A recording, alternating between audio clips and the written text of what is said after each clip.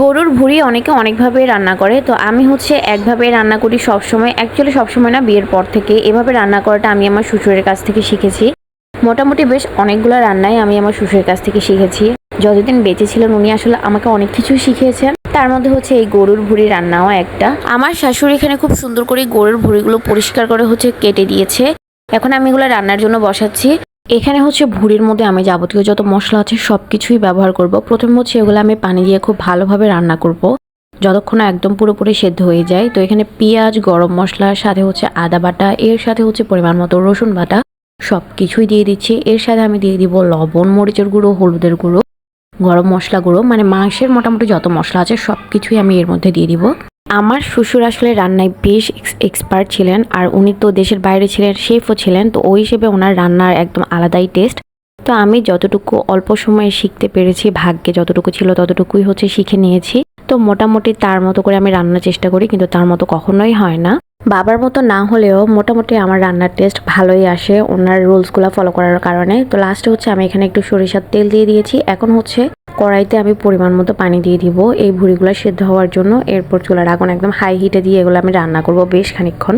অনেকেরই দাঁতের সমস্যা আছে, দাঁতের সমস্যার কারণে ভুঁড়ি খেতে পারে না, এগুলো একটু শক্ত বলে। বাট এভাবে রান্না করলে খুব সুন্দর করে সবাই খেতে পারে, সব বয়সের মানুষই খেতে পারে। আমার শ্বশুর আলাদা দাঁত ছিল, যার কারণে উনি শক্ত জিনিস সেভাবে খেতে পারতেন না। তার জন্য উনি এই টেকনিক ফলো করে ভুঁড়িটা রান্না করাতেন সবসময় মাগে দিয়ে। তো আমি আসার পর আমিও ওইভাবেই শিখে নিয়েছি। ওনার জন্য অনেকবার এভাবে রান্না করেছি, আর উনি মারা যাওয়ার পরও এখনো আমরা এভাবে রান্না করি, কারণ এভাবে রান্না করে খেতে আসলে বেশ মজা। আমার আম্মু আবার অন্যভাবে রান্না করে, ওইভাবে খেতেও আমার বেশ মজা লাগে, কারণ ছোটবেলা থেকে সেই রান্না খেয়ে বড় হয়েছি। বাট এখন এইভাবেও ভালো লাগে। তো এই যে ভুঁড়ির একদম পানিগুলো শুকিয়ে গেছে আর বেশ নরম হয়ে গেছে, পুরোপুরি একদম পারফেক্টলি সেদ্ধ হয়ে গেছে। এখন ফ্রাই প্যানে আমি পরিমাণ মতো তেল দিয়ে দিচ্ছি, সাদা তেল বা সরিষার তেল যেটাই ব্যবহার করা হোক না কেন। সরিষার তেল ব্যবহার করলে আসলে ভালো একটা টেস্ট পাওয়া যায়। তেল গরম হওয়ার পর এখানে আমি এই যে সেদ্ধ হওয়া ভুঁড়িগুলো দিয়ে দিলাম।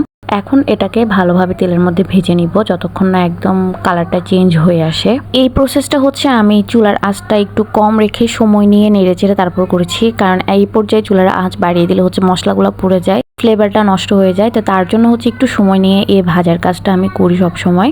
আস্তে আগুন দিয়ে রেখে দিই, তারপর কিছুক্ষণ পর উল্টে পাল্টে দিই। একদম খুব সুন্দর একটা কালার আসে, একদম ভাজা ভাজা কালার। ওই কালারটা দেখলে আসলে একদম লোভনীয় মনে হয়।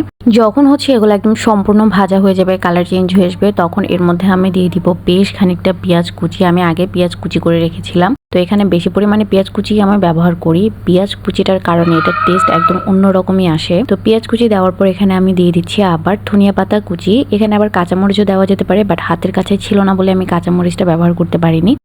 এখন ভালোভাবে আর একটু নেড়েচেড়ে পেঁয়াজটা ভেজে নিব যতক্ষণ না পেঁয়াজটা একটু নরম হয়ে আসে।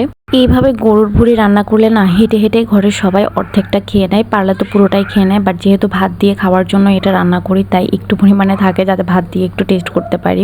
বাট সবাই হেঁটে হেঁটে খাওয়া শেষ করে ফেলে, মানে এত মজা হয় এটা। খালি খালি খেতেও মজা, বাট রুটি পরোটা যে কোনো কিছুর সাথে কিন্তু এটা খাওয়া যায়, কারণ এটা একদম সফট হয় আর বেশ মশলাদার একটা ফ্লেভার আসে। তো আমার ভিডিও যদি আপনাদের কাছে ভালো লেগে থাকে, আমার চ্যানেলটা অবশ্যই কিন্তু সাবস্ক্রাইব করতে ভুলবেন না।